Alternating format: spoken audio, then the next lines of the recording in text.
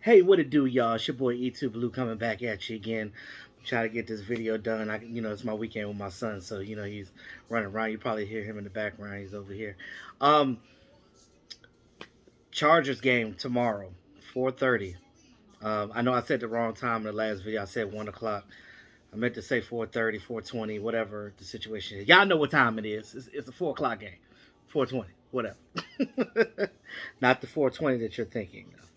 But anywho, gonna talk about the matchups in this game. I know a lot of people are down right now as far as us losing a lot of players, us losing D Law for 6 to 8 weeks for his broken foot, losing Lyle Collins for a 5 game suspension, losing Michael Gallup 3 to 6 weeks for his ankle injury.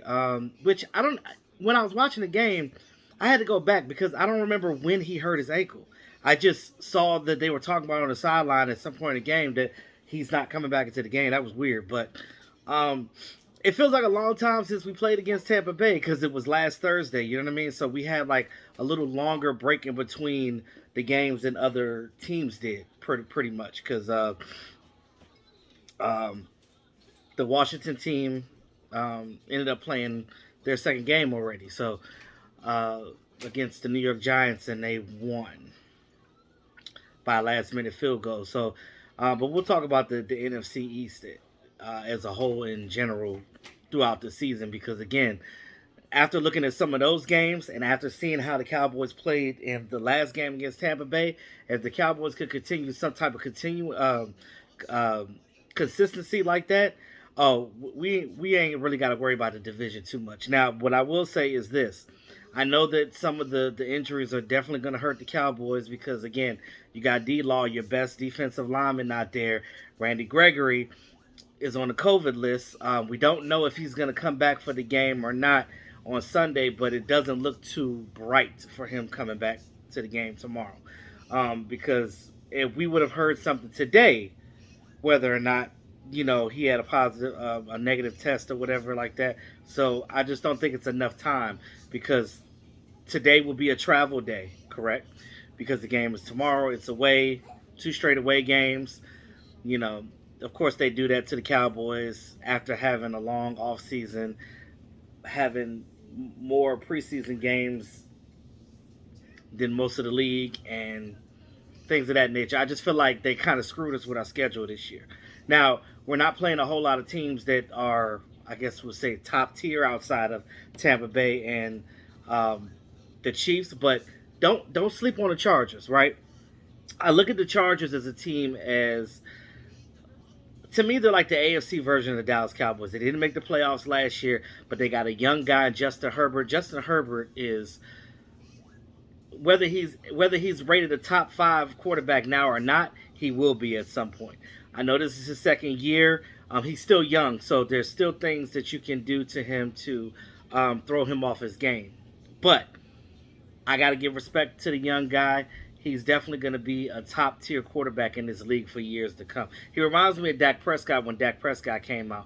We didn't really think that Dak was going to be as good as what he is, and then he just got better and better every year. I think that Justin Herbert's going to be that same guy. The Chargers lucked up to get a quarterback like him. We see what they did. They got Rashawn Slater in the draft last year, although I would have loved to have him here with the Cowboys. But, we didn't get a chance to do that. But at the same time, they are bolstering up their team and they're building that talent. They got 2 wide receivers that are 6'4" and up. What is it? Mike Williams and Keenan Allen. Both of these guys are 50-50 ball catchers, meaning they can high point these balls. They're tall, so our cornerbacks are gonna have to be on their game. Anthony Brown. So they're not Antonio Brown, but they're not saps either. But what you're going to have to do with these keys on defense, since we don't have Randy Gregory this game, we won't have Demarcus Lawrence for a little while. Um, I trust that Dan Quinn's going to dial up some things, switch some things up, rotate some of these guys in here, maybe kick Brett Urban out. Probably bring up Justin Hamilton from the practice squad to help him in the inside because we still don't have Neville Gallimore either. Remember, he's still on IR as well. These younger guys are just going to have to step up. They're just going to have to play. I know Terrell Basham and Dorrance Armstrong look for both of those guys. They're Terrell Basham and Dorrance Armstrong right now are your D Law and Randy Gregory in this game. They are the top two since those guys are out.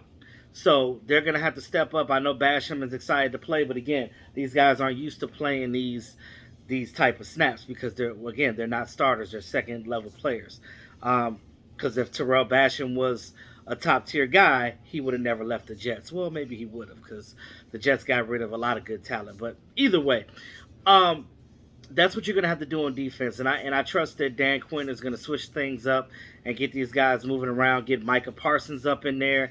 I know we got a couple of safeties, DeMonte Kazee and him and Donovan Wilson. They got a couple of injuries or whatever. So I don't know if they're going to play or not. But if they do, great. If they don't, they're going to have to move some pieces around. They might have to take Keanu Neal from the linebacker spot, push him back to the box like a box safety. Do some things with that since he can play both positions anyway. We know that Malik Hooker is going to play for the first time this season in this game. Malik Hooker is pretty much your ball hawk. Let's see what he can do. Jaron Curse, I want to see him in there. Get these guys in here doing some things and just because I don't think it's all bad. I just think that we have to just rotate and change the way that we do things. Now, offense to counteract their defense. Now, we're going to have to play a game of keep away on offense. Now, we know what they're going to try to do. They're going to try to stop our run game if they can. Remember, they got Joey Bosa. They got Linville Joseph. They got Derwin James. They got these guys on defense that are going to, attack this offense. So we know that our offense is high powered even without Michael Gallup because remember, Cedric Wilson is that utility knife guy. He can play all the wide receiver positions and special teams. So Cedric Wilson gives you that dynamic that you would not have gotten from another wide receiver, actually. So him and Noah Brown are going to be huge in this game. You're probably going to see Cedric Wilson getting a lot of balls from Dak because they're going to try to lock down these other guys, but I don't think they're going to be able to they can't lock down everybody. Look for your tight ends. Your tight ends are going to slide in on these seam routes. We know that we're going to run the ball, but look for Zeke still to help with max protection because Terrence Steele is still playing that right tackle position while Lyle is out, and we're going to need a little bit of help. So Zeke Elliott is going to be there to help out with that spot. So you're still going to see some stuff like we did with Tampa, where Zeke was helping with the blocking, and Zeke is dynamic at that blocking. So look for him to do that. We're still going to use him in the run game. We're going to utilize him, Tony Pollard. We're going to get both of these guys in here, shake these things around, and hopefully we can move some things around and get this done. Greg Zuerlein, I know, I'm pretty sure he's going to kick better in this game because I think I think last week he was just rusty, you know what I mean? Because I look at at Bones, Fossil, it's his fault. He didn't allow him to kick at all when he came back from surgery. He kind of just let him sit, but that's what you can't do to a kicker. You can't let a kicker sit. A kicker has to consistently kick to keep kicking because if you don't, they're going to get rusty. It's just like with any other thing. But that was a coaching error right there, in my opinion, more so than it was Greg Zuerlein. But I think with this situation, I think Greg will be all right this game. So I think the Cowboys still pull a win out on this one because all they got to do literally is Dak Prescott play like you did last week. Throw the ball, even if he's got to throw the ball a lot.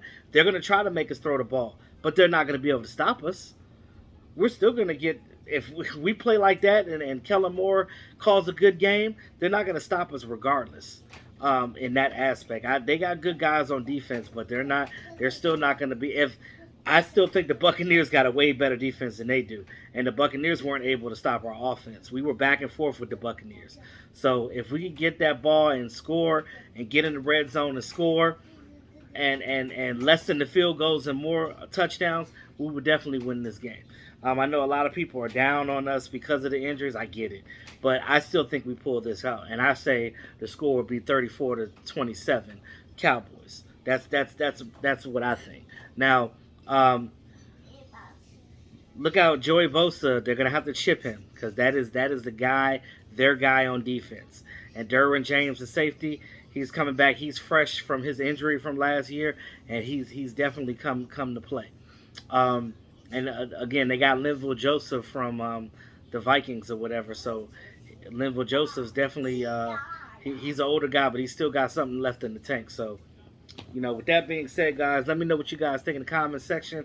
How you feel about the Cowboys winning? But those are the keys. Like I said, just to recap on offense, our Dak's got to be accurate, just like he was. If they play like they do with Tampa, and provide max protection to help out Terrence Steele on that end and chip those blocks, I think we'll be all right. On defense, again, we're going to have to just keep rotating and moving things around. I think that Dorrance Armstrong and Terrell Basham might make more plays than we think they do. So I'm just pretty much gunning for that. But we'll see how the game goes tomorrow. So I'll probably maybe do another quick video before the game tomorrow. But let me know what you guys think in the comment section. If you're a Chargers fan and you're coming in here, welcome, welcome. Much respect to the Chargers organization. I know the Chargers as an organization is going to be happy because this is the first time they're playing in their new stadium with the full fan base out there.